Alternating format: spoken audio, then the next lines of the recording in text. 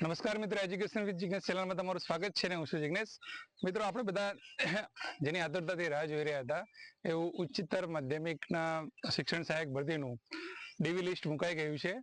સરકારી અને ગ્રાન્ટેડ બંને શાળાઓ માટેનું ડીવી લિસ્ટ જે રહ્યું એ શનિવારે બપોરે મુકાઈ ચૂક્યું છે અને માધ્યમિક શાળાઓ માટેનું રિવાઇઝ જનરલ મેરિટ લિસ્ટ પણ મુકાઈ ચૂક્યું છે.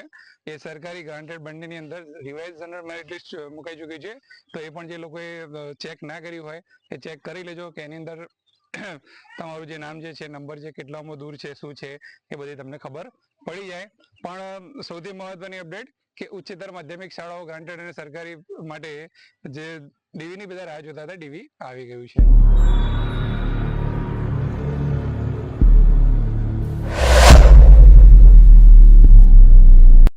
હવે ડીવી આવી ગઈ છે અને એની સાથે એક જોરદાર ગુડ ન્યૂઝ પણ છે કે એ ઉચ્ચતર માધ્યમિક સરકારીની અંદર થોડી ઘણી જગ્યાઓ પણ વધીને આવી છે. હા, તો 1603 જગ્યાઓ પહેલા જે હતી, અત્યારે 1648 એટલે કે 45 જગ્યાઓનો વધારો થયો છે. તે ખૂબ સારી બાબત કહેવાય. અને જ્યારે પણ માધ્યમિકનું પણ આવશે તો એમાં પણ જગ્યા વધારો થશે એવી શક્યતાઓ રહેલી છે. તો 9 થી 12 માટે આ સારા એક સમાચાર કહી શકાય. તો હવે આ જે ડોક્યુમેન્ટ વેરિફિકેશન થયું એનું ખાલી અત્યારે લિસ્ટ આપ્યું છે અને 3 ગણા કે 4 ગણા ઉમેદવારોનું લિસ્ટ આપેલું છે. હવે આ ડોક્યુમેન્ટ વેરિફિકેશન માટે કયા કયા ડોક્યુમેન્ટ જોઈશે, શું શું ધ્યાનમાં રાખવું પડશે, એની સૂચનાઓ શું છે, કઈ રીતે કોલ લેટર ડાઉનલોડ કરવાનો છે, ક્યારે મૂકવામાં આવશે, તમામ સૂચનાઓ જીએસઈઆરસી ઉપર વેબસાઇટ ઉપર, ઓફિશિયલ વેબસાઇટ ઉપર મૂકવામાં આવશે અને આપણા ગ્રુપ ઉપર આપણે અપડેટ કરીશું. પણ જે ડોક્યુમેન્ટની વાત છે કે તમારે કયા કયા ડોક્યુમેન્ટ રેડી રાખવાના છે અને એ ડોક્યુમેન્ટમાં શું શું ધ્યાનમાં રાખવાનું છે, તો હું તમને જણાવું છું ફટાફટ. અને આ એક વેબસાઇટ ઉપર પણ લિસ્ટ મૂકેલું જ છે, પણ આપણે ફરીથી જોઈ લઈએ. અને એની અંદર કોઈ પણ તમારો પ્રશ્ન હોય તો તમે કોમેન્ટ બોક્સમાં જણાવી શકો છો કે આપણા વોટ્સએપ ગ્રુપની અંદર પણ જોડાઈને તમે જણાવી શકો છો. તો સૌથી પહેલા જન્મ તારીખના પુરાવા માટે શાળા છોડ્યાનું પ્રમાણપત્ર અથવા ધોરણ 10 નું સર્ટિફિકેટ તો બધા પાસે હોય જ છે. તો આપણે શાળા છોડ્યાનું પ્રમાણપત્ર તમારું જન્મ તારીખના પુરાવા માટે જોઈશે. ત્યારબાદ છે ઉમેદવારનું આધાર કાર્ડ. હવે એના પછી જે ઉમેદવારની માતાનું આધાર કાર્ડ, બરાબર છે, તમારા મમ્મીનું આધાર કાર્ડ એ જોઈશે. અને આધાર કાર્ડ ના હોય તેવા કિસ્સામાં માતાનું સાચું નામ હોય તેવા માન્ય આધાર, જે તમે ફોર્મ ભરતી વખતે માતાનું નામ જે લખ્યું છે એ પ્રમાણે તમારું માતાનું નામ હોવું જોઈએ. અને એ પ્રમાણે માતાનો જન્મનો દાખલો છે કે પાસપોર્ટ છે કે રેશન કાર્ડ છે કે માતાના નામની ઓળખ થાય એવું કોઈ પણ તમારું પ્રમાણપત્ર જોઈશે. ત્યારબાદની વાત કરીએ સ્નાતકની માર્કશીટ, ટ્રાયલ સર્ટિફિકેટ અને ડિગ્રી સર્ટિફિકેટ. જે પણ તમે BA, BSc કે BCom જે કંઈ સ્નાતકનો અભ્યાસક્રમ જે તમે પૂર્ણ ડિગ્રી લીધેલી છે એની તમામ માર્કશીટો, તમામ સેમેસ્ટરની માર્કશીટો જોઈશે. એ તમામ પછી એનું લાસ્ટમાં જે ડિગ્રી સર્ટિફિકેટ આવે છે એ જોઈશે અને ટ્રાયલ સર્ટિફિકેટ જોઈશે. ત્યારબાદ અનુસ્નાતકને એ પ્રમાણે, એટલે કે MA, MCom, MSc તમારું હોય એ પ્રમાણે એના બધી જ સેમેસ્ટરની માર્કશીટો, એનું ટ્રાયલ સર્ટિફિકેટ અને ડિગ્રી સર્ટિફિકેટ પણ તમારે રજૂ કરવાનું રહેશે. વ્યવસાયિક સ્નાતક marksheet, trial certificate, degree certificate, NCT માન્યતા પ્રમાણપત્ર, બરાબર. એમાં BEd ની વાત કરી છે કે તમે જે BEd કરેલું છે BEdના પણ તમામ સેમેસ્ટરની માર્કશીટ જે છે, ટ્રાયલ સર્ટિફિકેટ છે અને તમારે જે સંસ્થામાંથી તમે BEd કર્યું છે એ સંસ્થા NCT માન્યતા પ્રાપ્ત થઈ છે કે એનું પ્રમાણપત્ર જે આવશે NCT ભોપાલ, એ પ્રમાણપત્ર પણ તમારે રજૂ કરવાનું છે. કુલ ગુણ મેળવેલ ગુણને અન્વયે સંબંધિત કોલેજોમાં જે CGPA વાળા જે માર્કશીટ હોય છે એની અંદર તમારે જે પણ યુનિવર્સિટી હોય એ યુનિવર્સિટીમાંથી તમારે કુલ ગુણવાળું પ્રમાણપત્ર મેળવવાનું રહેશે, બરાબર. ઘણી યુનિવર્સિટીઓ જે હોય છે, દાખલા તરીકે HNGU, એની અંદર માર્કશીટમાં ટકાવારી લખેલી હોતી નથી, બરાબર. માર્ક્સ તો એ તમારે માર્ક્સ વાળું અને ટકાવારી વાળું પ્રમાણપત્ર જે રહ્યું એ તમારે લઈ લેવાનું રહેશે. ત્યારબાદની વાત કરીએ આપણે કે નોન ક્રિમિનલ સર્ટિફિકેટ, જે આપણે SC, BC, OBC ના જે ઉમેદવારો હોય છે એમના માટે જે આવે છે એ સર્ટિફિકેટ તમારે રાખવાનું છે. 9મું છે EWS નું પ્રમાણપત્ર. હવે આ EWS નું પ્રમાણપત્ર જે રહ્યું એ પણ તમારે મેળવી લેવાનું રહેશે અને માન્ય અવધિ વાળું પ્રમાણપત્ર હોવું જોઈએ, બરાબર. તે જ્યારે પણ ડોક્યુમેન્ટ વેરિફિકેશન તમે કરાવવા જાઓ છો તો એ તારીખે એની માન્ય તારીખ હોવી જોઈએ. વીતેલું હોય, તારીખ જતી રહી હોય તો તમે એ પ્રમાણે અપડેટ કરાવી લેજો.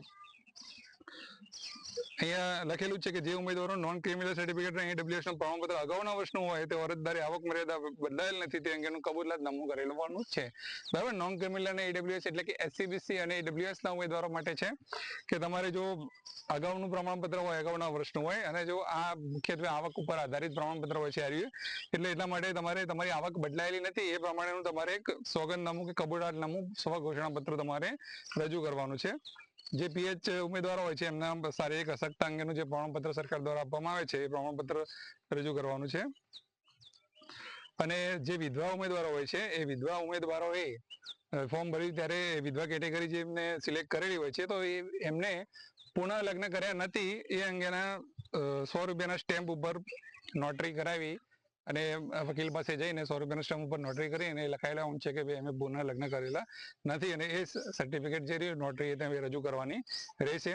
માજી સૈનિકના કિસ્સામાં તેનું ઓળખ કાર્ડ અને ડિસ્ચાર્જ જે પત્ર જે હોય છે એ એમને રજૂ કરવાનું રહેશે.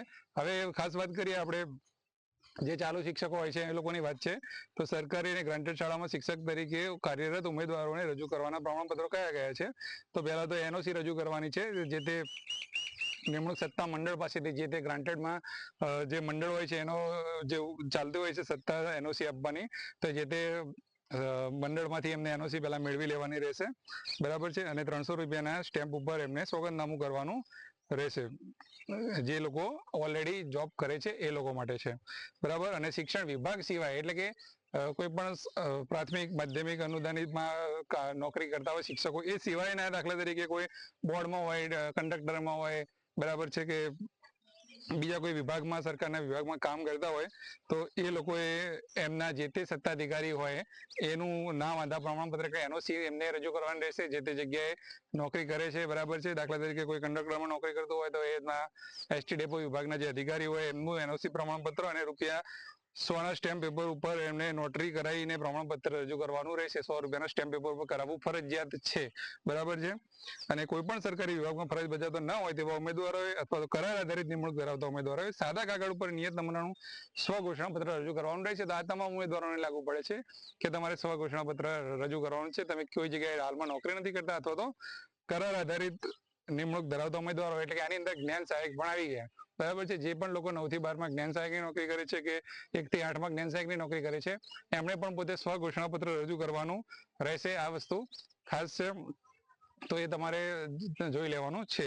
બરાબર. આ તમામ ડોક્યુમેન્ટ જે આટલા ડોક્યુમેન્ટ છે રેડી રાખવાના છે. ટૂંક જ સમયની અંદર આનું DV લિસ્ટ જે છે એની શેડ્યુલ બહાર પડશે કે ભાઈ તમારું કોલ લેટર એક ડાઉનલોડ કરવાનું આવશે ઓનલાઈન તમારે અને ઓનલાઈન કોલ લેટરમાં તારીખ, સમય, બધું સ્થળ બધું લખેલું હશે અને આ ડોક્યુમેન્ટ નહીં જેટલા પણ ડોક્યુમેન્ટ છે જેટલી પણ નકલો છે એ બધાની સાથે તમારે નીચે સહી કરીને રાખવાની છે. તમારે સ્વ પ્રમાણિત તમારે નકલ કરવાની છે અને ત્યારબાદ એ સાથે રજૂ કરવાની છે. બરાબર. તેમ છતાં પણ બીજો કોઈ પ્રશ્ન હોય તો તમે કોમેન્ટ બોક્સમાં જરૂરથી જણાવી શકો છો. એજ્યુકેશન વિથ જીનેશ ચેનલને ફોલો કરતા રહો. Thank you. જય હિન્દ, જય ભારત.